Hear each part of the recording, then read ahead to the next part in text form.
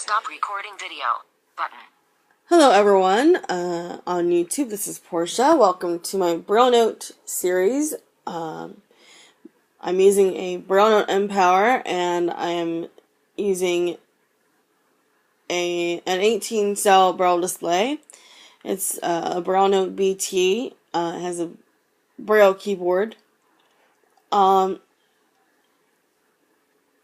This video is basically aimed at describing the BrailleNote and introducing you to how the BrailleNote functions and how I use it in my daily life.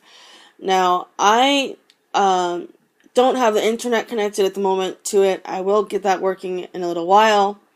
I'll show you how to do that in a future video.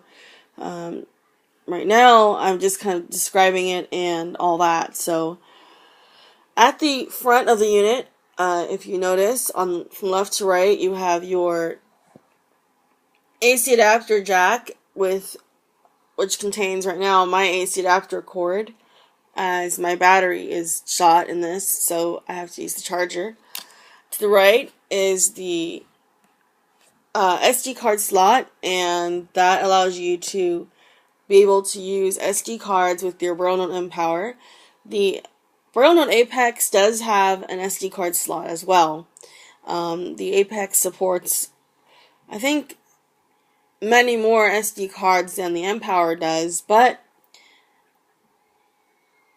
well, you know, right now this is all I've got because mine's in the shop. To the right of that is the compact flash card slot, and, you know, it basically, again, it allows you to use compact flash cards as another way to store media. You know, different types of media like files, music, things like that. To the right of that is your serial port, and to the right of that is your USB ports. The serial port is used if you want to establish a connection with a visual display via a serial port or your computer, if your computer has a serial port, etc. And you can use it as a Braille display that way and all that stuff, and we'll talk more about that later. As I said, after that you have your USB ports. The BrailleNote Empower has two of them. There's two USB ports right in front of each other. I'll move my fingers out of the way. Viewfinder image. Viewfinder image. There's two of them there. I don't know if you can see them because I'm holding my iPod. To the right of that is your modem port, and that can be used to connect to a dial-up modem. Now, the USB ports doesn't handle much on the Empower, but they do on the Apex. And I'll discuss the Apex when it comes, but to the right of the modem port is your infrared port. It doesn't really have a hole or anything like that. You don't stick anything there. It's just a port there. And that basically, allows you to use the BrailleNote as a way to print documents out and print or emboss them using an infrared printer or an infrared embosser. Replacement project for Android VM loading. So it's pretty handy, the Empower is. Now I'll go around to the left. If you move your hand to the left hand side, starting from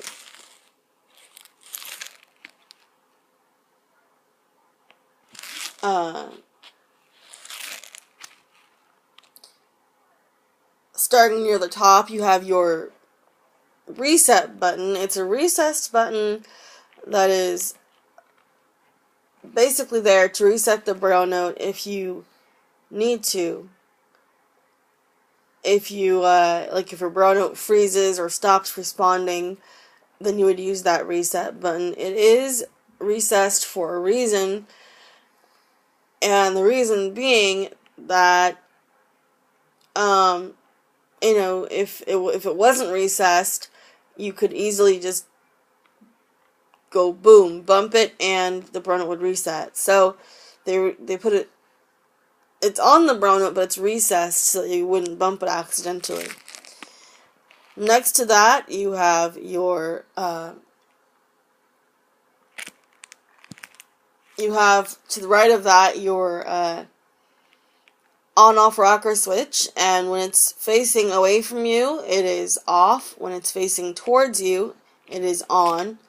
To the left of that are your headphone and microphone jacks, respectively. I might have said them out of order, but I'm sorry about that. Moving your hand around again to the what I call the back of the unit, you have Humanware's signature thumb keys, and these are for your thumbs. One of the things that Humanware prides themselves in is their thumb keys. A lot of times, what I've noticed and what Humanware has noticed is on most Braille displays and note takers, one of the things people would have to do all the time is when they wanted to scroll down a line of Braille, they would have to find the scrolling or the panning keys and actually move their hands off the display. And one of the things that Humanware wanted to do when they made the BrailleNote was make it so that you could keep your hands on the display while still scrolling and being able to read without even moving an inch. And that's really wonderful. I like those thumb keys for that reason. There are two main modes you can use. There's standard right-handed mode, and there's standard left-handed mode, or what they call standard right-handed set and standard left-handed set.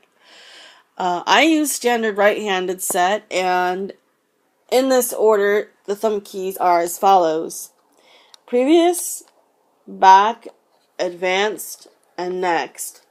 And I will do a thumb key video when I do a reading, when I do readings. When I find a book that we can do that with. Okay, above the thumb keys is your Braille display. My Braille display, like I said, is 18 cells. The BrailleNote can come in 18 or 32 cells. Above these Braille display cells are cursor-logging buttons. If you imagine the cursor-logging buttons as basically your mouse but on a Braille display, this allows you to be able to, when you're in a document or when you're scrolling through different menus or whatever on your BrailleNote, or if you're scrolling through a list of links on a web page, if you wanted to click on them easier without having to move your hand off the spacebar and the display, you could just find the cursor logging button that you wish to press and click it, and the link would be clicked. So it's basically like point and click and print on a computer on a PC, but for a Braille display, for a BrailleNote. Above the Braille display is your keyboard. It's a Perkins style keyboard. Now, I don't have a BrailleNote QT or a VoiceNote QT to demo, so I can't really explain that one really well. But basically, if you picture a BrailleNote QT or a VoiceNote QT, a BrailleNote QT has a QWERTY keyboard, a computer keyboard with a Braille display, and a VoiceNote QT has a computer keyboard without a display. Now this is a BrailleNote BT. It's got a Braille keyboard. It's got the Perkins keyboard. You can hear how clunky it is because these are old, and the Empower is old in general. You have dot 1, 2, 3, and then backspace. Then you have dots 4, 5, and 6, and then backspace. Or enter, excuse me, and enter, I'm sorry. And below the dot 1 is basically your space bar. It's sort of below and a little to the right of that. Although it's long, so I guess you could say it's right below it. Center of screen. Double tap to focus. Viewfinder. Sorry about that. You're kind of hearing voiceover. Now, I'm going to power on the BrailleNote, and in the next video, we're going to discuss the different things. And